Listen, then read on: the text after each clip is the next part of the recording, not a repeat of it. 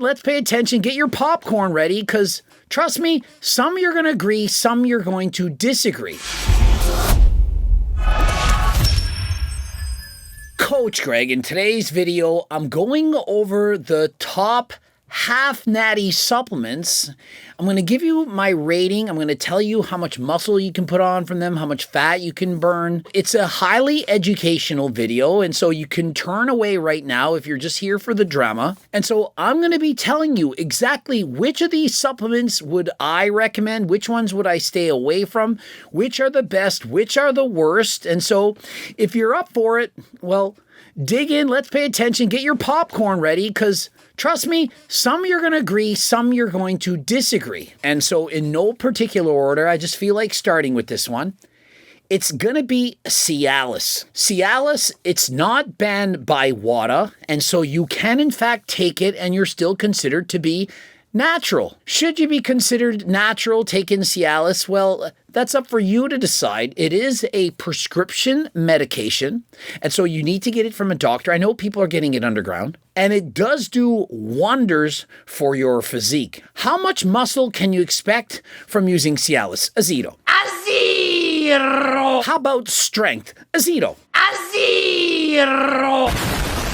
It doesn't help you to get stronger, and it doesn't help you to put on more muscle. And so how is it beneficial? It increases dilation of the blood vessels, and so you're going to get more blood flow to your muscles, and you're going to look definitively more jacked if you are, in fact, lean enough for that effect to take place. If somebody's 100% natural and they take Cialis, they very well could fool you into thinking they're a fake natty. We've seen guys like Will Tennyson do experiments with this. It is, in fact, incredible. You will literally feel the difference. The pump is unreal. I have never had a chest pump like this in my entire life. The amount of blood that's in my chest, the amount of detail, like I have not seen this many striations. Visually, it's going to make you look better. And so when I'm coaching athletes, say you're going to go up on stage and compete, I'm going to be telling them, I want you to use some Cialis. And how much? Well, the maximum dose that I would suggest that anyone take is 20 milligrams, but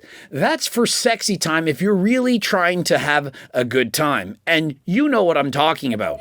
Yeah, boy. For bodybuilding purposes, I don't really think you need to go past 10 milligrams. And even at 5, you will notice the difference. And is it safe to take it? The answer is yes. I see no negative downfall on taking, for example, 5 milligrams each and every day.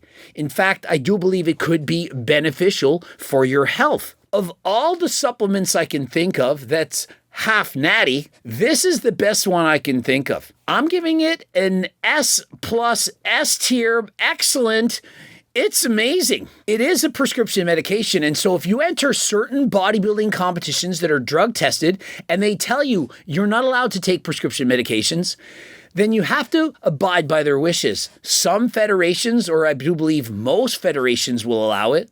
It isn't banned by WADA. You can use it in the Olympics, but be careful. Don't say I watched Coach Greg video, he told me to take Cialis, and now I'm failing a drug test. You won't fail a WADA drug test, which is the strictest of them all, but it's possible that there are federations that will not allow you to take it. If you do want to get this medication, I am in fact sponsored by Algo RX, and they sell it very, very cheap. It's cheaper than last time. And so if you're interested in Tadalafil, which is Cialis, or you could even get Viagra, click the link in description, code Greg, 10% off. Next, in clomiphene, you know what this is. It's going to help boost your testosterone levels by perhaps twofold. We know that Chris Williamson was taking this. Remember, he used to be taking this from Merrick Health. I did a video on this. He's since that time admitted to being on HRT, and it allowed his testosterone levels to go up to over 1,000 nanograms per deciliter. It is, in fact, banned by WADA, and so if you are entering drug-tested bodybuilding competitions, you can't take this. It's also what I believe that Alex Eubank was taking when his testosterone levels went up to over 900 nanograms per deciliter, when previously it was in the 200s, 400s, 600s at most. And since that time, Alex has been on HRT. Without question, enclomiphene will boost your testosterone levels to higher levels than last time, perhaps sometimes to super physiological levels. And it will revoke your natty status when used in drug-tested competitions, but for some people, they don't care. It isn't using steroids. It's not going to shut down your HTP axis if you do in fact use this, and so you can use it and eventually go off. It is something that could be used instead of HRT. How much muscle will it actually literally put on? For example, you're a normal guy. Your testosterone levels are perhaps 6, 7, 800 nanograms per deciliter. In other words, you're doing fine just on your own. Approximately 1 to 2 pounds more muscle than if you hadn't used it. Are the differences stupendous? Absolutely not. Would I recommend it for anyone who already has very good testosterone levels? The answer is no. I don't think it's worth it to boost your testosterone levels up a couple hundred nanograms per deciliter when you quite literally could do it while being 100% natural. Why go to the dark side and use enclomiphene when you could use G-Test Platinum? This can increase your testosterone levels by about 1 to 200 nanograms per deciliter. Are you going to put on a ton of muscle? The answer is no. Sean Nalajowick said you're going to absolutely gain 0.0 grams of muscle in no matter how many months from boosting your testosterone levels naturally by 200 nanograms per deciliter. I wonder if he included enclomiphene in this. He thinks that if you don't boost your levels by tenfold of that, 1,000 to 2,000, it's going to do nothing. I 100% disagree with Sean. I don't know if he's changed his opinion since then. I don't know if he just rage baits on purpose so that people won't buy test boosters. But raise your hand right now, you're listening to this. Think that if you use enclomiphene, you would add 0 pounds of muscle in 6 months in comparison to if you didn't do it. I don't think anyone believes that it doesn't do anything, but it doesn't do a lot. If you already have really good levels of testosterone, 500, 600, 700, 800, or even more, I don't suggest use it. But what about if it's low? If you're bro and you've got 250 nanograms per deciliter, or God forbid, 150. In other words, you literally have low levels of test, the bottom quarter or even worse, and you're debating if you should use testosterone or HRT, whatever. In 6 months, if you have low levels of testosterone, expect to gain 4 to 6, perhaps even 8 pounds of muscle if your testosterone levels are really low. And so the lower your testosterone levels, the more enclomiphene is going to help you. And so for those individuals, I think it's amazing. Do I think that you're natural if you use it? Absolutely not. But many people are going to say it's half natty because you're not, after all, using testosterone. You can use it and stop. It's not going to be unhealthy if you do that. And if you don't abuse it, for example, you're using 25 milligrams every other day, not 50 milligrams per day like some people are prescribing, I do believe that it can be very beneficial. However, it's not the solution to putting on a ton of muscle.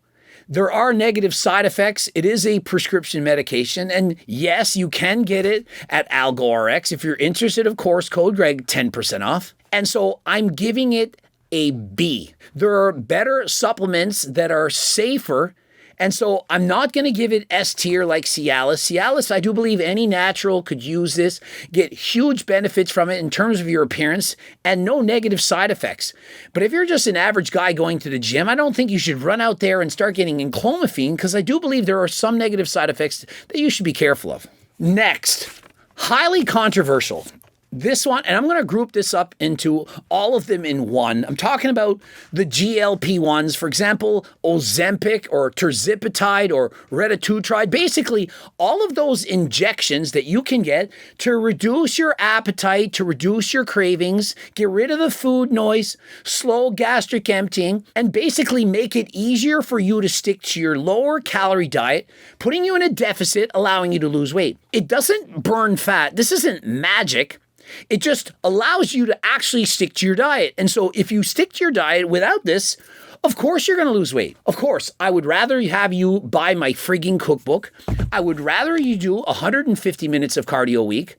I would rather you put the fork down. But if you do use it, it can be extremely beneficial in helping you to lose weight. And I don't care if it's a child, Many people are going to say there's no way kids could use this. There's no way. They should just join soccer. They should play basketball. They should go for runs. The parents should give them a better diet than last time. I was a physical education teacher for 11 years. I saw children every single day who were 100 plus pounds overweight. I couldn't convince them that they shouldn't be eating chips at recess. They should be eating healthier meals at lunch. And so what are you to do? If a kid is 100 pounds overweight, morbidly obese, being made fun of, having a hard time getting friends, knowing what it's going to do to their health for the rest of your life, I personally think that these GLPs are better used than not. Now, do they have negative side effects? Absolutely. They have tons of negative side effects. They're not healthy. They're not good for you. There's horrible things that can happen. We've seen the lawsuits on Ozempic, people going blind, people having stomach upset, diarrhea, nausea, pain. But what about people who are morbidly obese? 300 pounds, 400 pounds, or even 50 pounds overweight. Are there any negative side effects to being fat? Being a fat piece of shit. Lots. Being called a fat piece of shit. Who wants to be called that? Not fitting in your clothes. Not being able to get a date with the person that you like because you're not good looking enough. There are so many downfalls to not being what society wants you to be, which is to be thinner. In terms of the average person watching this video, you're probably not 400 pounds. Well, maybe you are. Many of you are just going to the gym and trying to look good. Perhaps you're a bodybuilder. Perhaps you might want to compete someday. If you use a GLP, and it allows you to not be 35% body fat in the off season for men, let's say, and being obese, or even 25% body fat. If you're 25% body fat in the off season, it's not good. That's obese. For women over 32%, like 33% body fat, you're obese. It's not healthy. It's not good. And then you think you're going to then diet down 20% body fat. So women, you're going to go from 33% to 13. You're going to get up on stage, enter that bikini competition. How easy do you think that is to lose 20% of your weight in body fat? How long do you think that will take? Well, for the average person who diets hard, 20 weeks. 20 weeks of dieting. How much muscle do you think you're going to lose during that time? Will you go insane? You're going to have to be on a strict diet for 20 weeks because you're fat in the off season. For men, same thing. You're 25% body fat. Now you're down to 5. 20 weeks of hard dieting. It's not easy. Imagine if you took these medications and rather than being 33% for women and 25% for men, women were 23% off season and men 15%, which is healthy for both men and women. I believe there are more health benefits to doing this than there is harm. If I were coaching someone, they said, hey, I'm thinking about using a GLP. I'm about 20% body fat more than I should be for my on stage. My body fat percentage right now is 20% higher than I want it to be on stage. I'd say, you know what? Let's use it in the lowest dose that makes you happy. The lowest dose that gets rid of enough of that food noise so that you can stick to a healthy diet. I'm not saying that they should be at single digit body fat year round. You don't have to look like Coach Greg in the off season. By the way, I do not use these medications. I don't personally need them because I actually eat from my cookbook and I ride a bike for about 8 hours a week. And so I have the hack. I have the magic pill and it's called exercise. Not everyone is as disciplined or has the genetics that I do to not be overweight. If you want to use these, I am not going to stop you. I tell you the good, the bad, the ugly. There are bad and negative side effects to using them. I don't care which one you use, there are some negative side effects. I think the lowest dose that you use, the better. And many are going to say, that's the easy way out. You're taking the shortcut. You're a cheater. Yep, that's why they're half natty. Now, are you in fact natural? According to WADA, the #1 drug-tested organization in the world, they're not banned. And so you can use them and still be considered natural. Now, personally, I don't think that you're natural. I can't really argue against WADA. Personally, if I were on WADA committee or whatever, I would say, you know what? These give such an athlete advantage that I think it should be banned. I don't think it's fair that if you're using these, that you should be allowed to against other drug-free athletes that don't want to use them. It gives you such a huge advantage. For example, if you're at 10% body fat year-round as a bodybuilder, pro bodybuilder. Let's take Nick Walker, for example, because I know he's on I think it's retatrutide. Nick Walker can now diet without having any difficulty. He's not hungry anymore. He eats when he needs to. It's no problem. If it makes it that much easier to stick to a diet, to stay lean in the off season, then you're having a significant advantage over your opponents. Now, a lot of people think, no, you need to bulk in the off season. Everyone should bulk, get to 15 or 20% body fat. Yeah, that's been proven to be bullshit. Why are you telling people that they should be using these things or that they could be using these things when you know that they could be dangerous?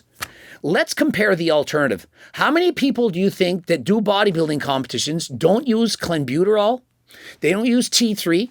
They don't use other drugs, dangerous drugs. And don't get me started on how many competitors are literally using things like ADD medications. I don't want to name them because I feel like if you do, you get the video demonetized. And so they're using much more dangerous drugs, as well as using dangerous dieting practices, or perhaps they need to do 3 hours of cardio a day, or take a bunch of pills, let's call it diuretics, go through crazy dieting protocols in order to get in shape. In comparison, if they use this in the off season or during their contest prep, imagine how much easier it would be. I'm giving it an A rating. I can't give it S tier because there are dangers, there are negative side effects, but I have to keep it really high because I do see the value in these supplements. I see how much easier it can make for people who want to diet.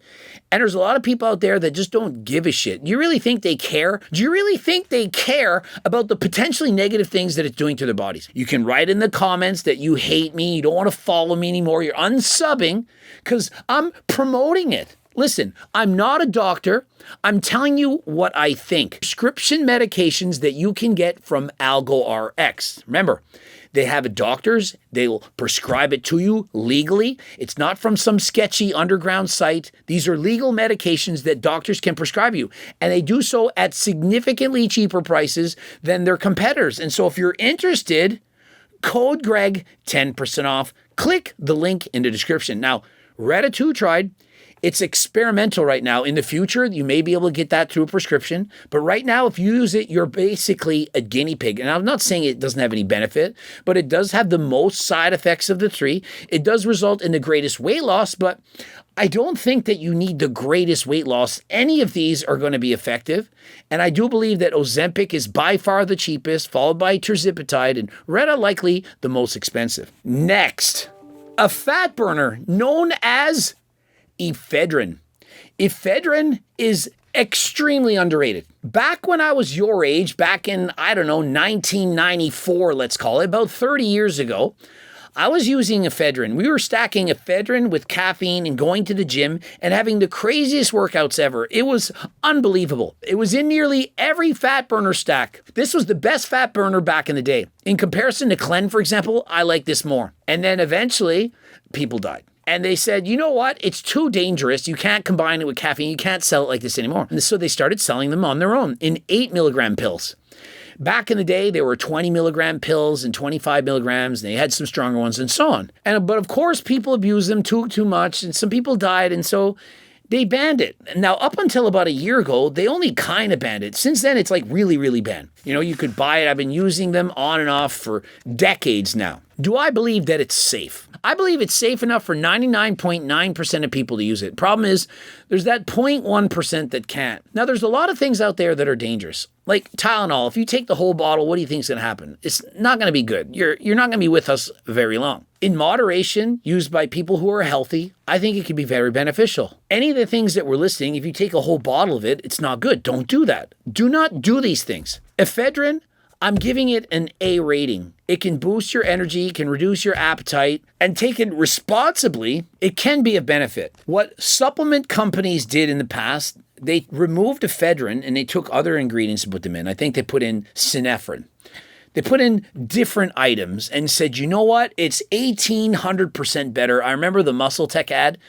1,800% better. I'm like, okay. So if the old formula helped me to burn 1 pound of fat, this one helped me to burn 18 pounds of fat. And they did the graph a certain way. And you know how they do studies and bullshit? They still do them to this day. They can confuse you. You can make any study look the way you want it. You do enough studies, enough times with a few enough participants, you can make it look the way you want. There's no way I thought, oh yeah, it's 18 times better. Remember, 1,800%, not 18%, 1800. And they use that in order to sell you products. Now, since that time, you can't use it. If I had to compare the dangers of using clenbuterol to ephedrine, I'm going to say clen is way more dangerous. Way worse for your heart and so on. If you're using ephedrine instead of other more dangerous drugs, I do believe that things for ADD, I guess I can say now, for example, Adderall, I think Adderall is more dangerous than ephedrine. Now, of course, depends on the dose, but overall, ephedrine, I do believe it to be effective. Now, will you lose your natty status? It's actually banned by WADA in competition. What does this mean? It means if you're in the Olympics, say you're doing the 100-meter dash, you're swimming or whatever, and ephedrine is in your system above a certain threshold, you fail the drug test, and so you are a fake natty. Now, in the off season, as in when it's not competition, they allow you to train with it, and you're not banned. And so it's certainly in a half natty category. And so ephedrine overall, if you're looking to burn fat, get energy, A tier, half natty status. I wish it wasn't still banned. I do in fact love this. But if you don't want to use that and you want to get some energy, I do believe you should try out my pre-workout, the Blue Lobster with Solidroside. Solidroside is 100% legal. It's not banned by WADA. It makes you get Blue Lobstered. In other words, it makes you more talkative. It has more energy. You're going to feel better. You're going to be in the proper mood in order to go and work out harder than last time. And so who doesn't want to get Blue Lobstered? Code Greg, 15% off. Next up, GW501516, also known as Cardarine. This is banned by WADA, and this is all about cardio. It's not to help you build more muscle. It's about increasing your endurance, your ability to go set after set in the gym or to do more cardio than last time. There's some people that are concerned that perhaps it can cause cancer. Now, I do believe that that's only in very high doses, not in lower doses, but do you really want to take that chance? I took that chance. I used it a number of times back in the day, and I do believe it was beneficial, but it is a scary thought. I'm going to give this a C tier overall. Now, the reason I'm giving it a C tier, even though you could get benefit from it, is because, well, why risk your health, even for that maybe, when there's an alternative that's just as good? This also starts with the G. It's GO2 max. In other words, it's going to improve your VO2 max, improve your cardio, and it's safe, and it's been studied, and you don't lose your natty status. And so I don't see the point of using something that automatically makes you fail a drug test when there's a natural alternative that's just as good. And so I'm giving it a C tier. This isn't a half natty supplement. It's 100% natural. And so it's not on the list. Now, some people are going to say, oh, there's no way it's as good as GW because this is natural and that is not. Just because something's natural doesn't mean it can't be more beneficial than something that's not natural. That is ridiculous. For example, Turk Builder Max, Turk Platinum, as well as creatine and beta-alanine, those are all natural. And of course, they offer benefit. Beta-alanine, for example, if you're not doing a bunch of reps, you're only doing 1 rep maxes, or you're resting 5 minutes between sets, it's not going to help you. But if you're racing bikes like Coach Greg, or you're doing a set after set, supersets, or you're going and doing agonist, antagonistic training, you do a set of chest and a set of back, and you go back and forth, and you're not resting a long time, absolutely can be a benefit. Now, you might be thinking, yeah, 3.2 grams, this is what you need. It's more than that. 3.2, it helps you, but more is going to help you more. But here's the thing. The science, new research just came out. It says you want to take up to 6.4 grams. Somewhere from 4 to 6.4, it could be even 10, who knows, eventually if they keep studying it. But the thing is, you need to take smaller doses over a longer period of time. You can't just take 5 grams at once. You get the itchies and the tingles and so on. But if you did, for example, a couple grams here, a couple grams there, you sip it throughout the day, that is when you really notice the benefit, and it does accumulate in your system. You have to take it for several months. And so if you're a cardio phenom, or this really matters to you, like if you're running the 400 meters in the Olympics and you're not using beta-alanine, or you're a CrossFitter and you're not using it maximally, you have no idea what you're missing out on. Like, I can imagine if I took all the best CrossFitters in the world, the Olympic athletes, and I taught them the supplements to take. For example, I got them on Turk Platinum, GO2 Max, beta-alanine, and creatine. Perhaps they're already taking some of these. And I took identical twins, equal abilities, and I put them on HTLT supplements, one twin, the other twin not on the supplements, My athlete would win every single time. If you don't care about 1, 2, 3, perhaps 5% differences in improvement, you don't need any supplements at all. But if you really want to make a difference, like you care about every pound of muscle matters, every improvement in performance, it makes a difference for you. HDLT supplements, that is the go-to. Code Greg, 15% off. And so last but not least, we have BPC 157 and TB 500. Now, if you use these, it's banned. If you use these supplements, you're not actually natural, but not everyone cares. Not everyone is competing in the Olympics. Not everyone cares about this. BPC isn't technically used to help you build muscle, but it's helped to recover from injuries and so on. And so, for example, I sprained my ankle quite badly 2 weeks ago, and I've been limping along and trying to recover, and I'm using BPC and TB 500 to improve my performance. Now, is it helping me to build more muscle? Well, not really, but if I'm able to train and it's allowing me to heal faster, then indirectly it's allowing to build more muscle. And so not everyone cares if they're labeled a fake natty.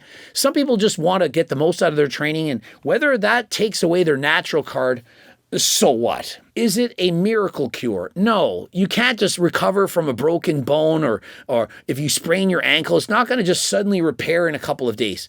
Does it make every single person repair faster than last time? I don't think so.